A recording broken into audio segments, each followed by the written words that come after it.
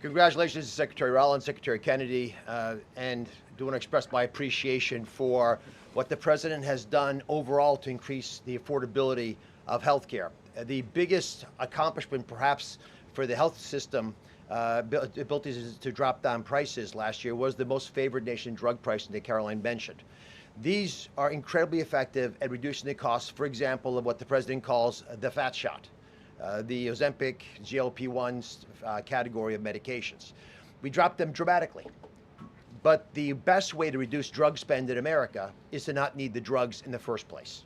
What you're hearing today with these dietary guideline adjustments are going to be massively effective, and not just dropping the need for us to buy these weight loss drugs, but buy the expensive drugs for autoimmune problems. We have evidence that food is medicine when it comes to conditions as varied as mental health issues from Alzheimer's and depression to fundamental realities of how children learn in school. So the question then becomes, what is this actually going to do in dollars and cents? And I had the group at CMS run some numbers for us to try to give you concrete assessments of how much this will drop the spend that the federal taxpayer must make for Medicare and Medicaid. And I'm more optimistic today than ever that we can address the fast rising rate of healthcare expenses in America because of movements like this. Right now, we're increasing health expenditures in America at roughly twice the rate of the GDP growth. We will correct that if we can get America to be healthier, because you can't be a wealthy nation without being a healthy nation. So 2 numbers for you to remember. The first is 30 billion. Why?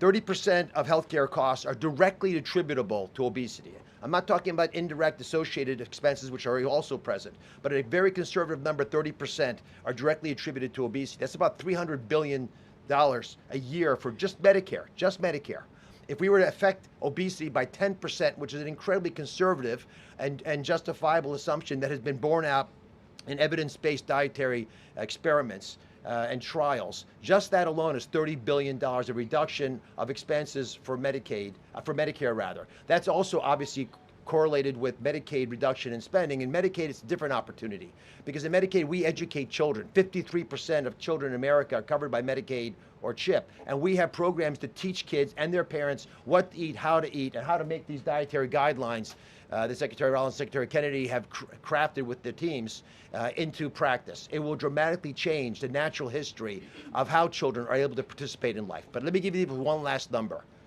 If we're able to get the average American, who today retires on average at age 61, get them just to work 1 year longer, because they feel so vital, so strong, so bullish about their future, because they're feeding their bodies nutrients that are essential to their high-functioning productivity, we will increase the overall GDP of our nation by trillions of dollars.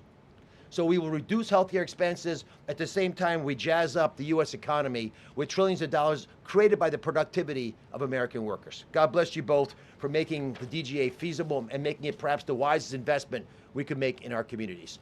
Marty Makary is one of my closest friends, the powerful leader of the FDA who's been taking brave steps along the line and has additional insights.